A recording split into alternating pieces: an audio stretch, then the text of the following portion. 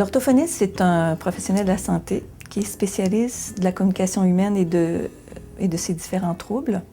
Il y a 1 personne sur 10 au Québec qui présente un trouble de la communication. Donc, c'est une prévalence qui est assez importante. Et l'orthophoniste est appelé à travailler avec des clientèles de différents âges, du petit bébé à l'adolescent, à l'adulte et personnes âgées également. On travaille, par exemple, avec des enfants qui ont un retard de langage chez les petits ou un trouble de langage, donc la dysphasie. On travaille avec des adultes qui, par exemple, suite à un accident vasculaire cérébral, présentent des troubles de la communication. Souvent, on va appeler de type aphasie. On travaille aussi avec des gens qui ont des troubles de parole, la dysarthrie, le bégaiement, les troubles de voix. Enfin, c'est très, très, très varié. Ça couvre différentes problématiques et différents âges. Les orthophonistes aussi travaillent dans différents milieux. Alors, dans les centres à la petite enfance, dans les centres de santé et services sociaux, dans les centres de réadaptation, les écoles. Donc, on n'est pas que réseau de la santé, mais aussi réseau de l'éducation, ce qui amène une grande diversité dans notre profession. Alors, le programme s'échelonne sur 5 sessions. Dès la première session, les étudiants ont des stages d'observation et les stages, il y en a à chacune des sessions. Ça culmine à la toute fin du programme par un stage intensif de 56 jours. Alors, qui se donne, lui, ce stage-là, à la session d'été, printemps-été de la 2e année, à la fin de la 2e année. C'est un programme, donc, qui est très centré sur les liens théorie-pratique.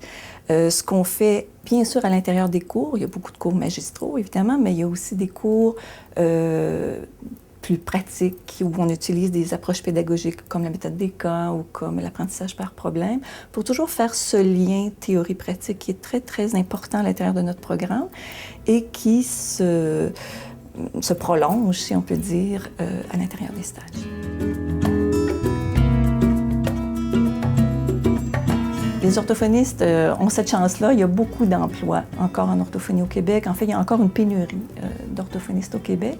C'est d'ailleurs une des raisons qui a donné lieu à la création du programme en 2001, c'est-à-dire de former davantage d'orthophonistes. Donc, à cet égard-là, nos étudiants, nos finissants n'ont pas de mal à se trouver un emploi. Même bien souvent, ils ont un emploi avant même d'avoir complété leur formation. Je dirais, un des points qui les prépare très, très bien au marché du travail, c'est la multiplicité des milieux de stage. Alors, nos étudiants font des stages dans les centres de réadaptation, dans les centres hospitaliers, dans les écoles, enfin, dans tous les milieux où travaillent les orthophonistes. Alors, ça les prépare à une diversité de clientèle, une diversité de milieux. Il y a aussi la clinique universitaire que nous avons à l'université, en partenariat avec le C3S de la Vieille-Capitale. Donc, la clinique universitaire se situe dans des locaux d'un milieu de pratique de la région de Québec.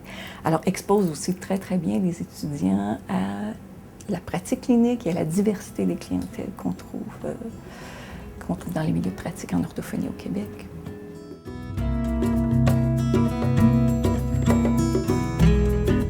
Tous les professeurs qui sont enseignants ici au programme d'orthophonie, en plus d'être enseignants, en plus d'être cliniciens actifs, sont aussi des chercheurs extrêmement dynamiques dans leur domaine de recherche.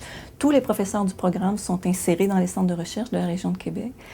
Donc, tout ça, ça rejaillit sur le programme, ça rejaillit sur les étudiants parce pour plusieurs d'entre eux, on les embauche l'été, par exemple, entre les 2 années de maîtrise, parfois avant, même après leur formation, dans nos programmes de recherche.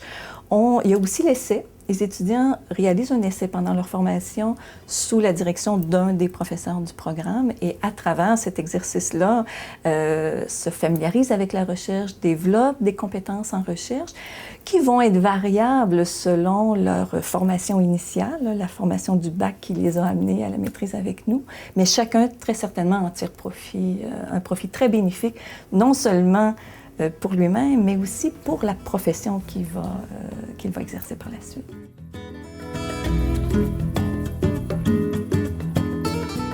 Je voudrais ajouter que, bien évidemment, le programme d'orthophonie vise à développer l'expertise clinique des orthophonistes, mais on vise aussi le développement de compétences connexes que sont l'apprentissage autonome, le professionnalisme, la communication.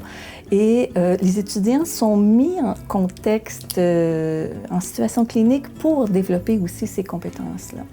On a entre autres le Centre Apprentice à notre nouveau pavillon Vendry qui est extrêmement bien doté de locaux, de matériel, d'équipements, qui nous permet de mettre les étudiants vraiment dans un contexte qui est très, très similaire à la pratique clinique, donc qui favorise le développement de toutes ces compétences-là. Alors, en terminant, j'espère avoir répondu à vos questions et puis au plaisir de vous accueillir au programme d'orthophonie.